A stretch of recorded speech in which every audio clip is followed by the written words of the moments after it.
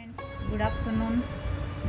ದಯವಿಟ್ಟು ಎಲ್ಲರಲ್ಲೂ ಒಂದು ಮನವಿ, ನಮ್ಮ ಕುಟುಂಬದಲ್ಲಿ ನಮ್ಮ ಜೊತೆಗೆ ಒಂದು ಫ್ಯಾಮಿಲಿ ಮೆಂಬರ್ ಆಗಿರುವಂತಹ ಇವ್ರನ್ನ ದಯವಿಟ್ಟು ಎಲ್ಲರಲ್ಲಿ ರಿಕ್ವೆಸ್ಟ್ ಮಾಡ್ಕೊತೀನಿ, ಆದಷ್ಟು ಇವ್ರನ್ನ ಕೋಲ್ಡಾಗಿಕ್ಕಿ. ಯಾಕಂದರೆ ಈ ಸರಿ ಬೇಸಿಗೆ ತುಂಬ ಡೇಂಜರ್ ಆಗಿದೆ. ಸೊ ಮೊನ್ನೆ ತಾನೇ ನೋಡಿದೆ ನಾನು, ಮೈಸೂರಲ್ಲಿ ಒಂದು ಡಾಗು ಈಟ್ ಸ್ಟ್ರೋಕ್ ಆಗಿ ಡೆತ್ ಆಗೋಯ್ತು.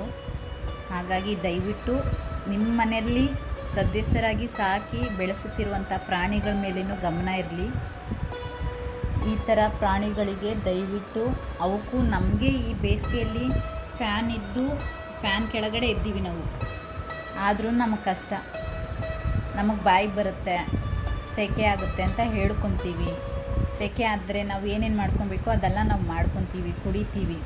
ಬಟ್ ಈ ಪ್ರಾಣಿ ಇದೆಯಲ್ವಾ, ಇದು ಏನೂ ಹೇಳೋಕ್ಕಾಗಲ್ಲ, ತನ್ನ ನೋವನ್ನ ತಾನೇ ಒಳಗಡೆನೇ ಇಟ್ಕೊಳ್ಳುತ್ತೆ.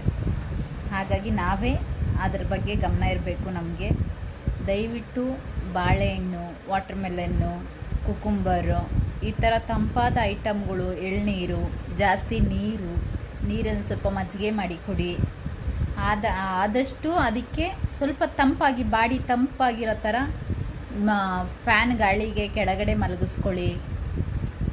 ಆದಷ್ಟು ಅದ್ರ ಕಡೆ ಗಮನ ಕೊಡಿ ಫ್ರೆಂಡ್ಸ್.